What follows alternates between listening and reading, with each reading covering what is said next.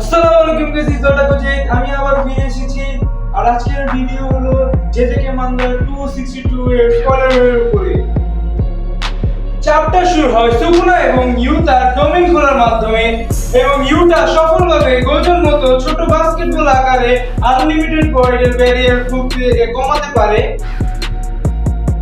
এরপর ডিরেক্টর বলেন যে সুকুনার খোলা ব্যারিয়ার ডোমেনের জন্য গোজো যে সমাধানটি তৈরি করেছিল তা হলো একটি ছোট ব্যারিয়ার ডোমেন তৈরি করা, যা প্রায় 3 মিনিটের জন্য ম্যালোরাইন শাইনের প্রভাব সহ্য করতে পারবে।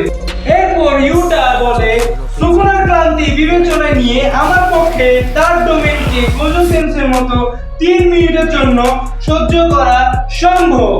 এরপরে নিয়েটার আবার এক্সপ্লেন করে সুকুনা ইউতার ব্যারিয়ারকে ঘিরে কার্যকর সিটি পরিসর কমিয়েছে এবং ম্যালোরাইন শ্রাইনের 99 সেকেন্ডের সমস্যা দূর করেছে।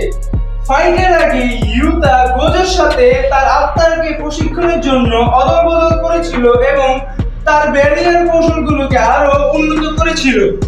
এরপর ইউতা বলে 3 মিনিটের মধ্যে আমি সুকুনাকে যথেষ্ট ড্যামেজ করব যেখানে সে তার ম্যালোরাইন শাইনার বজায় রাখতে পারবে না। সুকুনা বলে আমি 3 মিনিটের মধ্যে আনলিমিটেড পয়েন্ট ধ্বংস করব এবং অবশেষে সবাইকে মারার জন্য আমার ডোমেইনকে প্রসারিত করব। ইউতা সুকুনাকে একটি নীল ব্লু মারতেই যাচ্ছিল, কিন্তু হঠাৎ করে সুকুনা তাদের মধ্যে দূরত্বকে কমিয়ে ফেলে আর সুকুনা ইউতাকে এসে একটি জোরে ঘুষি মারে।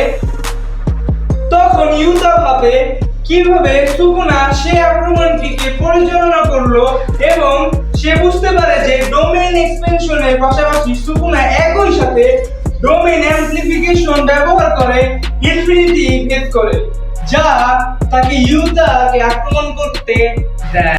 এরপরে সুকুনার মুখে একটি ইভিল হাসি আসে, কারণ সে মনে করে সর্সারাররা মেইনের কাকের মাধ্যমে ডোমেনের ভিতরে কি ঘটছে তা সম্পর্কে কোনো তথ্য জানতে পারবে না, কারণ ডোমেনের ভিতরে মেইনের কাকগুলো নেই আর ঢুকতেও পারবে না। দৃশ্য পরিবর্তন হয়ে যায় যখন আমরা দেখতে পাই যে একটি সম্পূর্ণরূপে ম্যানিফেস্টেড রিকা কাঁদছে এবং শোকার্ত অবস্থায় ইউতার লাইফলেস বডিকে ধরে রেখে ইউতার নাম করে ডাকছে আর এখানেই চ্যাপ্টার শেষ হয়ে যায়।